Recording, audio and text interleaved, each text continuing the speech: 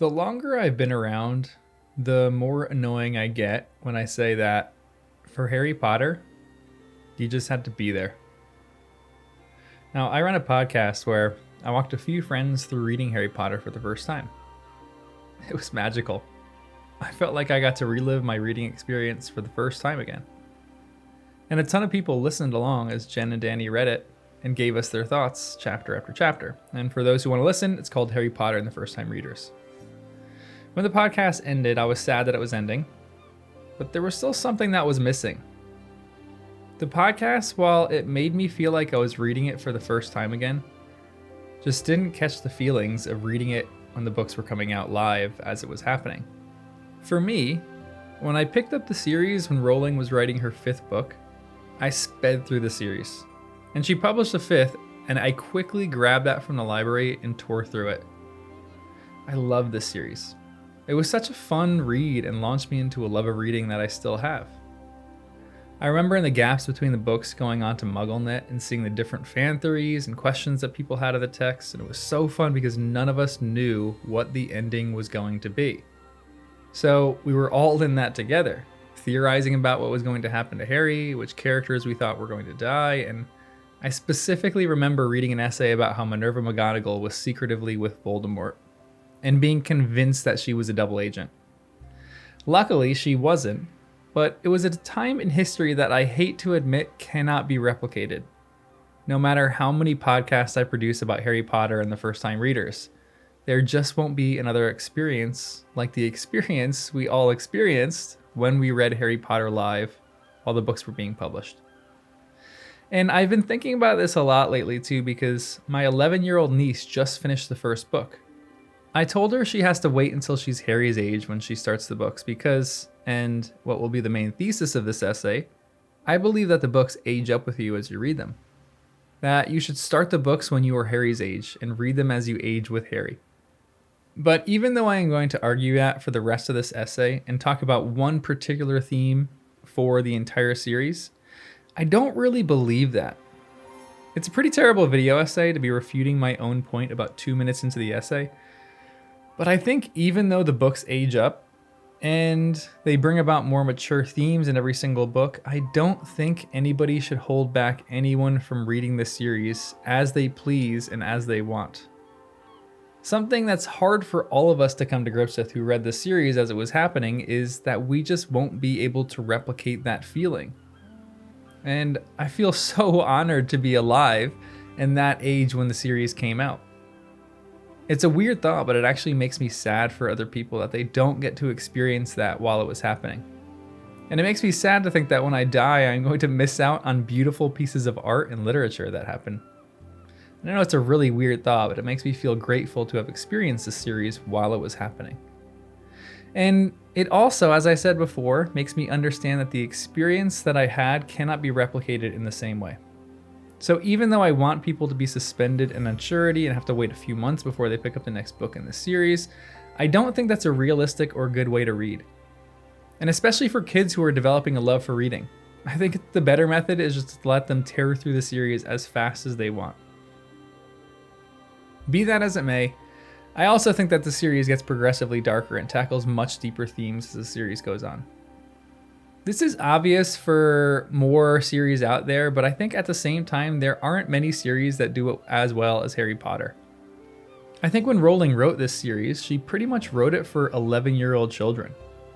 Her audience was insanely narrow, and it seemed to work, seeing that she's the richest author of all time now. But because her audience was insanely narrow, she's able to write the series for them specifically. So as they got older, she was able to put things into the series that perhaps the kids who were younger couldn't quite grasp or understand. Again, the series ages up with Harry. The things get more mature, the themes all start to get a bit more aged up, and the entire mood and tone shifts. Now, I have a very high view of children and what they're capable of understanding and going through, but the series has such a delicate balance of what is appropriate versus what is too heavy for kids that age to know. It's the same thing that Harry himself wrestles with, and that Dumbledore wrestles with in what exactly to communicate to Harry. Harry just wants to be a kid, and he just wants to play Quidditch, and he just wants to survive school in the educational way, not really the literal way, although he still does in the literal way pretty much every year. But Harry wants to be a kid, and he holds on to that as much as he can. But by an incredibly unfortunate event, Harry is thrust into the spotlight and forced to grow up before he really has had time to be a kid. Dumbledore does the same thing, and it's the thing that we criticize the most about him. We hate that he seemed to be manipulative and hold back information from Harry. We hate that he had secrets, but what human doesn't? And what person, if you were in Dumbledore's shoes, wouldn't be insanely careful about what you tell Harry? It's too heavy of a burden to bear. And Harry just deserves to be a kid and to live as a kid and to not really have the pressure put on him that he needs to die in the end. But the maturity progresses in each book, and I want to talk about the way that it does. And I want to talk about it in the way that it does specifically in one instance. Everyone knows this according to the movies, but the first 2 books are children's stories. I mean, the whole series is supposed to be a children's story, but the first 2 especially are. Not that they don't delve into deeper themes, because if you've ever reread those books, you find some truly deep and adult themes in them. But most of the themes are glossed over in an 11-year-old way. Take, for instance, the 2 times in the series where Harry is confronted with his parents. The first happens in the Mirror of Erised chapter. This is one of the best written chapters in the entire series. Whenever I revisit this one, it truly makes me a bit teary-eyed and weepy. But this is what I'm talking about. When Harry finally sees his parents in the mirror, this is what the book says. She was a very pretty woman. She had dark red hair, and her eyes are just like mine, Harry thought, edging a little closer to the glass. Bright green. Exactly the same shape. But then he noticed that she was crying. Smiling, but crying at the same time. The tall, thin, black-haired man standing next to her put his arm around her. He wore glasses, and his hair was very untidy. It stuck up at the back, just as Harry's did. Harry was so close to the mirror now that his nose was nearly touching that of his reflection. "Mom?" he whispered. "Dad?" They just looked at him, smiling. And slowly, Harry looked into the faces of the other people in the mirror and saw other pairs of green eyes like his, other noses like his, even a little old man who looked as though he had Harry's knobby knees. Harry was looking at his family for the first time in his life. The Potters smiled and waved at Harry as he stared hungrily back at them, his hands pressed flat against the glass as though he was hoping to fall right through it and reach them. He had a powerful kind of ache inside him, half joy, half terrible sadness. How long he stood there, he didn't know. The reflections did not fade, and he looked at it until a distant noise brought him back to his senses. He couldn't stay here. He had to find a way back to bed. He tore his eyes from his mother's face, whispered, "I'll come back," and hurried from the room. The third night, he found his way more quickly than before.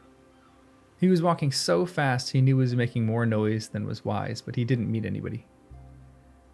And there were his mother and father smiling at him again, and one of his grandfathers nodding happily. Harry sank down to the floor in front of the mirror. There was nothing to stop him from staying here all night with his family. Nothing at all. It's a beautiful passage about a kid's desire to be with his parents. It has heavy themes of longing and desire, seeing that this is the mirror of desire, and themes of family and finally feeling like you belong. I love that line where Harry's nose is almost touching the mirror.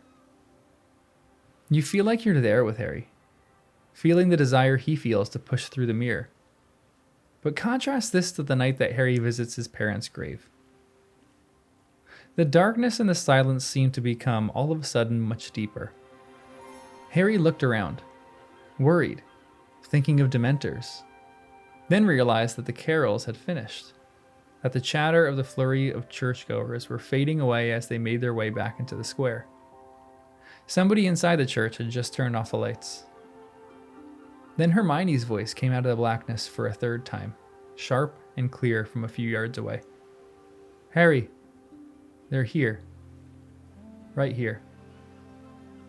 And he knew by her tone that it was his mother and father this time. He moved toward her, feeling as if something heavy were pressing on his chest. The same sensation he had right after Dumbledore had died. A grief that had actually weighed on his heart and lungs. The headstone was only 2 rows behind Kendra and Ariana's. It was made of white marble, just like Dumbledore's tomb. And this made it easy to read. It seemed to shine in the dark. Harry did not need to kneel or even approach very closely to make out the words engraved upon it. James Potter, born 27 March 1960, died 31 October 1981. Lily Potter, born January 30, 1960, died October 30, 1981. The last enemy that shall be destroyed is death. Harry read the words slowly, as though he would only have one chance to take in their meaning. He read the last of them out loud. The last enemy that shall be destroyed is death. A horrible thought came to him, and with it, a kind of panic. Isn't that a Death Eater idea? Why is that here? It doesn't mean defeating death in the way Death Eaters mean it, Harry, said Hermione, her voice gentle.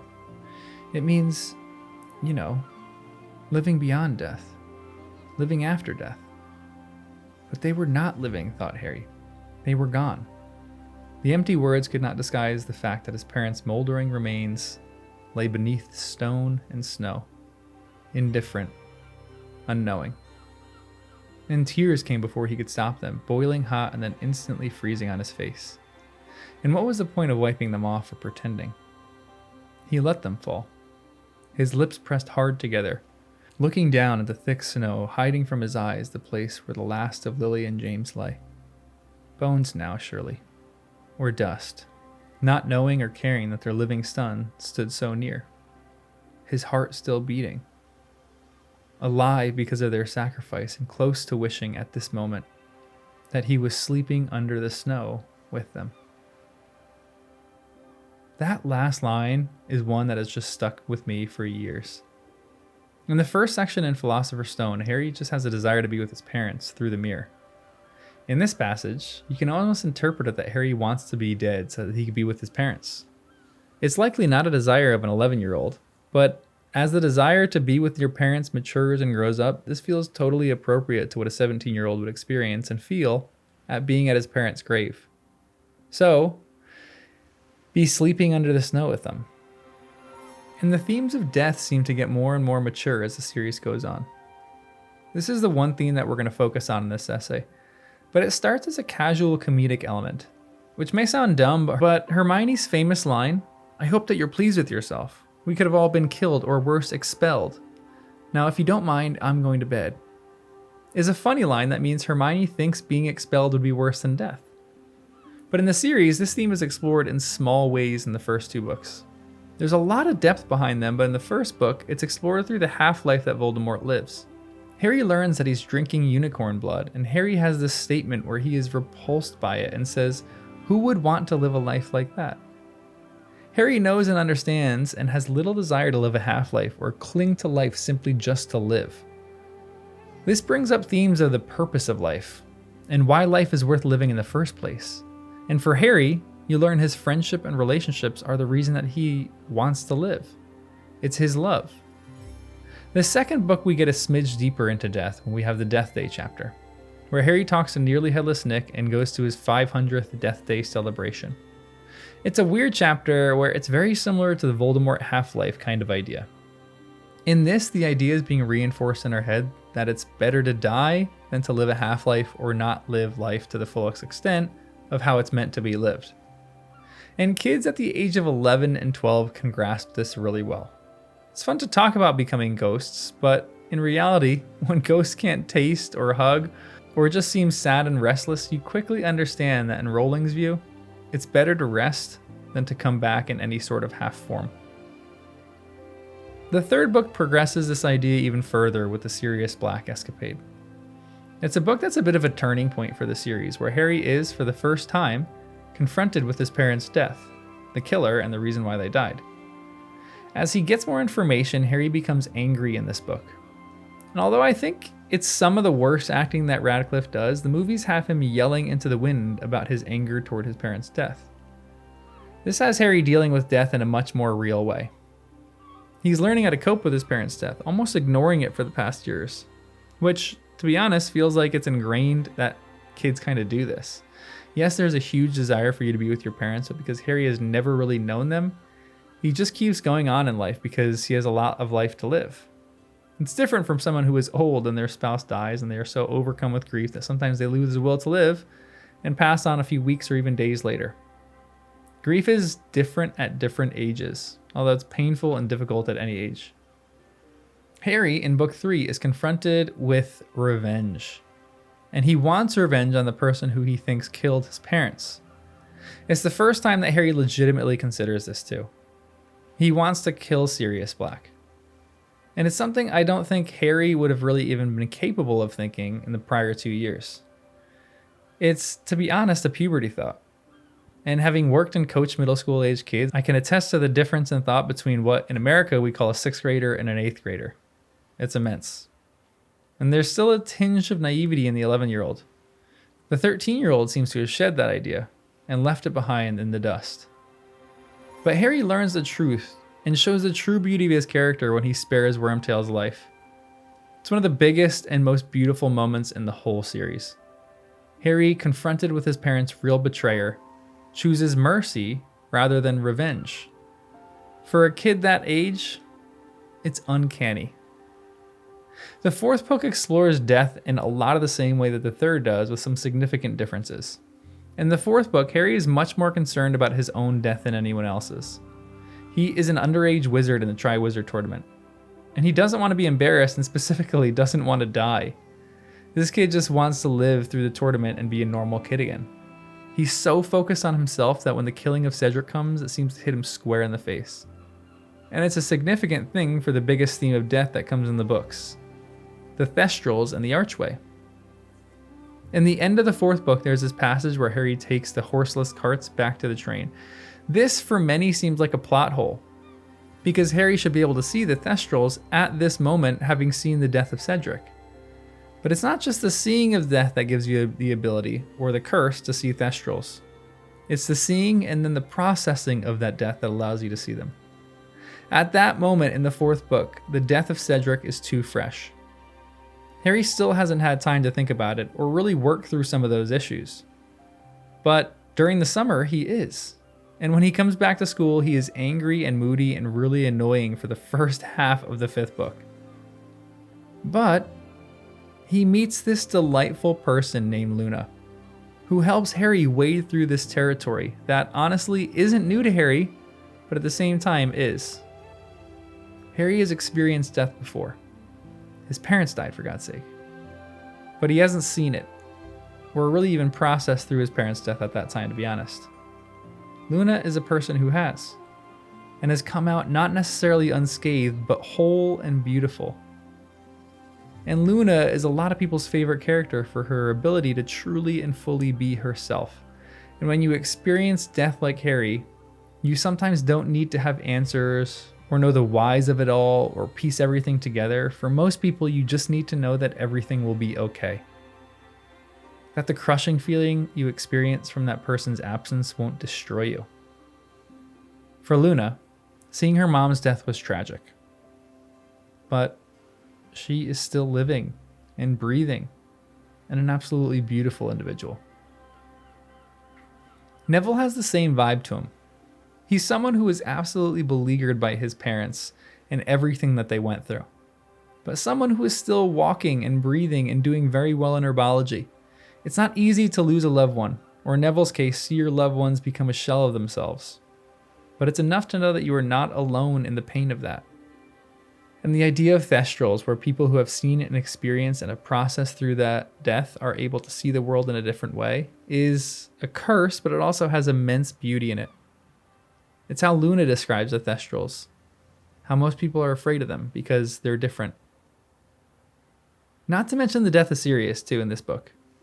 In the book, where Dumbledore is at his dumbest, where he ignores Harry and is cold to him in any of their interactions, and where he picks Snape to teach Harry occlumency instead of teaching Harry himself, Harry learns the fury of death. The very person he was angriest at in the series before this point, Sirius Black, is now the very person that opens up a new level of grief that Harry has not experienced until now.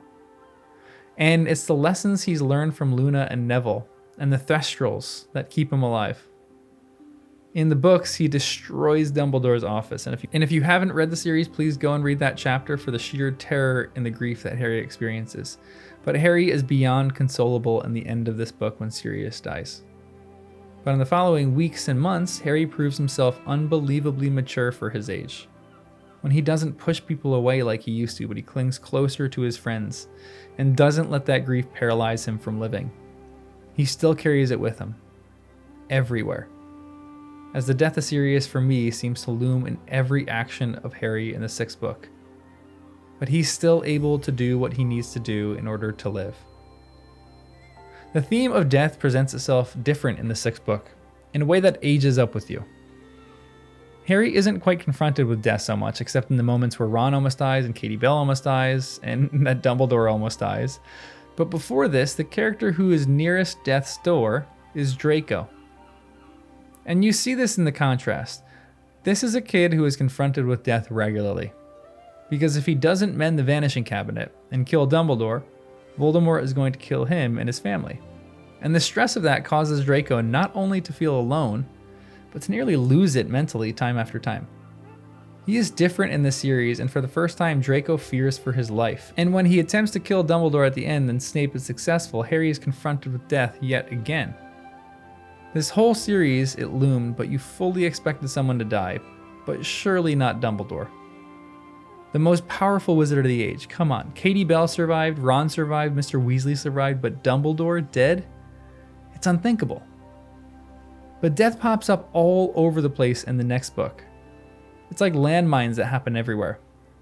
And this book seems to remind the audience that death is tragic and can happen to anyone no matter their circumstance. It could happen to a kid who sneaks back into the castle and bravely fights against Voldemort like Con Creevey.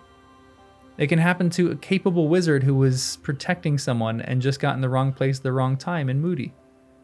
It can happen to someone who's locked away in their cage and has no other option of freedom like Hedwig. It can happen to someone who has so much life to live and is such an optimist and a positive person that they were smiling and laughing when death took them and Fred. And it can happen to two people who just became new parents after finally coming to grips with the fact that they loved each other and had so much to catch up on and learn about each other in Tonks and Lupin. Harry is dodging death everywhere in this book until he is confronted with it in the end. And for most, what is the ultimate chapter is the chapter where Harry willingly walks into the forest to meet his death. I believe that this chapter is, more than any other, the climax in this series. And when he turns the resurrection stone in his hand and brings back Sirius, Lupin, his father, and the person he wanted to see most, his mother, this is where the story really meets its peak. And there's a beautiful section in this chapter where Harry reckons with death. It says, "And again, Harry understood it without having to think. It did not matter about bringing them back, for he was about to join them. He was not really fetching them. They were fetching him." For someone who has been through so much death in their life, Harry's understanding of this is remarkable. And Rowling's exploration of death book by book and chapter by chapter just gets deeper as Harry ages. And this was a really long point for what was supposed to be just a side point in this essay, but the exploration of death in this series shows just how the series ages with the audience. Some of the things that Harry experiences and some of the images Rowling uses would potentially fall on deaf ears for younger readers, which, to be honest, is what makes a really good children's literature. One of my favorite picture books of all time is a terrifying little tale written by Oliver Jeffers called The Fate of Fausto. And for kids, it's a funny kind of tale about a greedy person. Fausto is a funny character in the whole story. But for adults, I remembered when I read the end in Barnes & Noble for the first time, how much my jaw unhinged itself from my skull. It was just insane. I was in absolute shock of how Jeffers talked about the fate of this character. But adults and kids get something different from it. It's the same in the works of E.B. White. I remember reading a chapter of Charlotte's Web to my niece one night and was terrified to learn that it was a chapter where Wilbur the pig is having an existential crisis about his impending death. It was written in such plain language, but such brilliant childlike language as well, where kids and adults both got and understood what they needed to from that. It's why I love the children's show Bluey so much as well, because adults and kids get something different from the show whenever they watch it. And this is why I really do think Rowling is a great children's author. For all her controversy and for all that people complain about her lack of world building and retconning things, she knows and understands the audience that she was writing for. And her themes are themes that when you read this book to your kids, you can choose to skip over some things if you wish, and your kid won't be any the wiser. And there are themes that you can talk about with your kids, like the theme of death and seeing thestrals, that can open up a child and let them give expression to their feelings. Besides the obvious of entertainment, I think the highest goal of a story should be education of your emotions. I think people who are readers are more emotionally competent because they can put words and images to their emotions and communicate them and identify them and know how to live with them. This series does that in droves with almost everything it touches.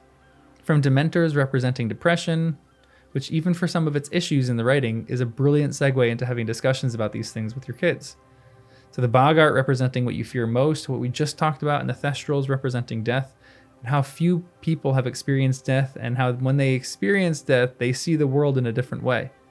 There is no shortage of images that Rowling gives her readers in order to better understand the things that they're going through as children.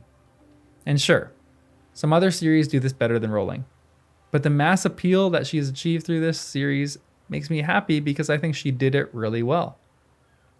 And this is why the series truly ages up with you when you're reading it, because the mood changes with every evolution of the book. The themes also get deeper as she gets more and more into each theme, as I talked about with death, but the theme of death is as present in the first book as it is in the last. The mood of each book changes drastically.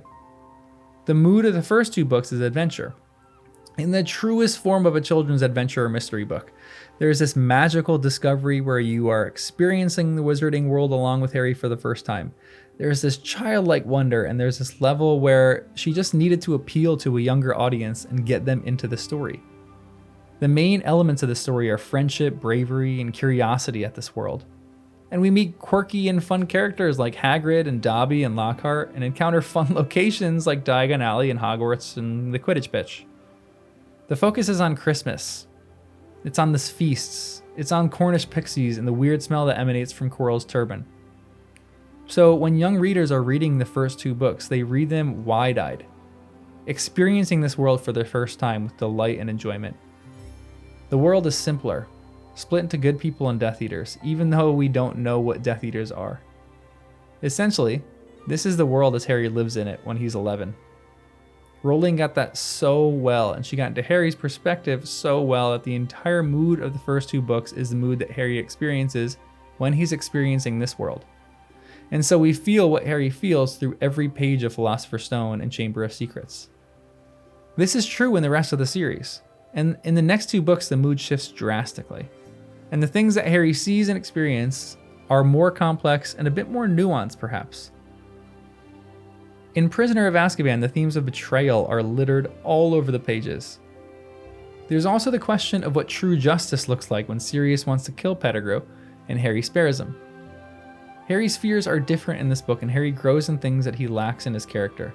It's in book 3 that we're introduced to the images of depression in the Dementors, where the world seems to grow colder and you seem to have all the happiness sucked out of you, and if you dwell in depression for long enough, you might get the Dementor's kiss, which is irreparable damage where you appear like some soulless creature.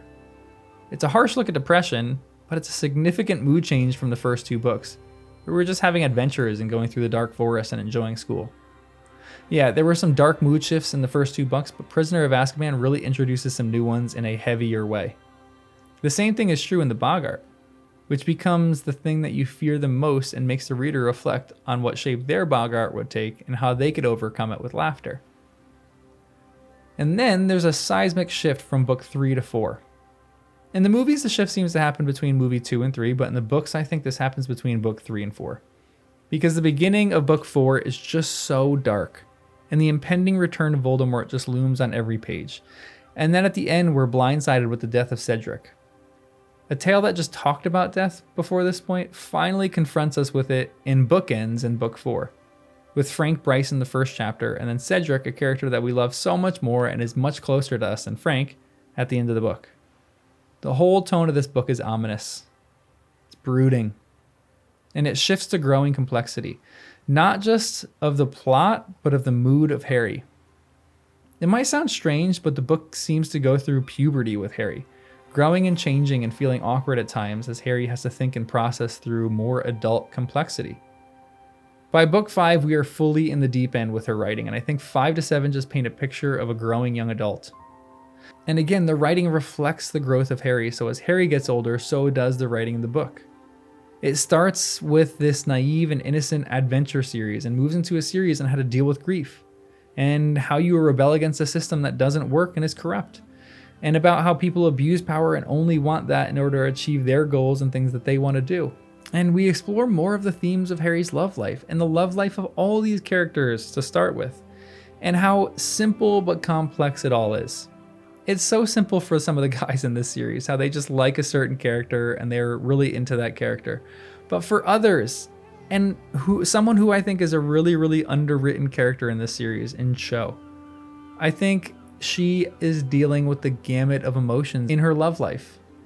And as Hermione puts it, she's feeling very sad because of Cedric dying.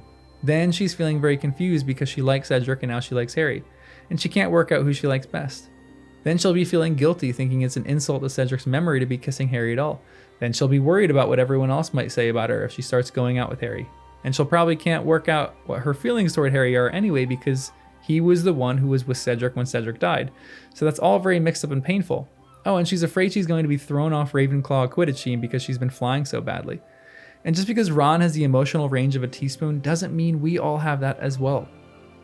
I think the explorations of love and confused love when you are an adolescent teenager are immense in this book. They are so good. And it plays into all these other themes and sub-themes in this series. The idea of love and loss and the responsibility of your actions, because Harry, although immensely brave, goes to the Ministry to save Sirius. And it plays into emotional manipulation as Voldemort was doing, and adolescent idiocy and not thinking rationally about what you're about to do, which, to be honest, is something that doesn't go away too easy for most. But we all have these themes of living with your decisions, as Snape did and like Dumbledore does as well.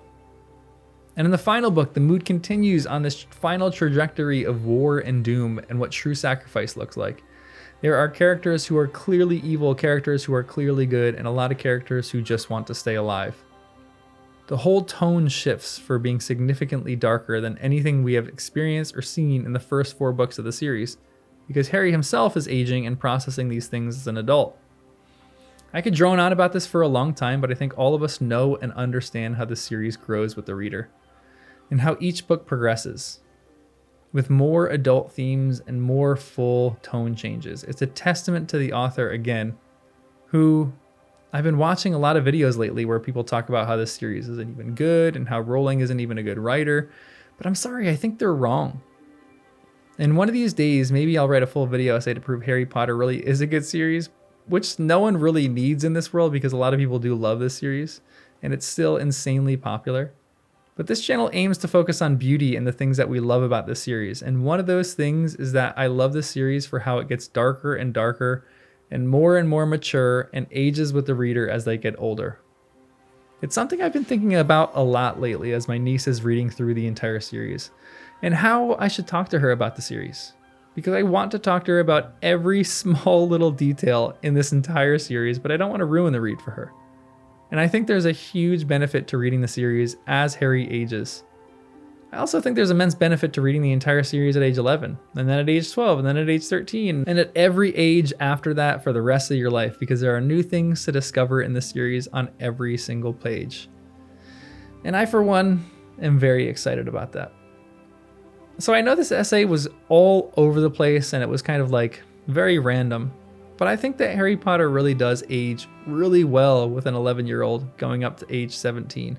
I think each book is essentially going into Harry's mind so deeply that you essentially become that age when you're reading it. And I love, one of my favorite things about the series is about how every single time that someone reads it, you just get something new and something different from the read. You read it differently from an 11-year-old, from a 20-year-old, from a 30-year-old, from a 70-year-old, even though I'm not 70 yet. I am very excited to keep reading this series the more and more I get older. So thanks for listening, and I'll see you in the next one. And also, if you want to subscribe, make sure you subscribe. That'd be great. Would love that.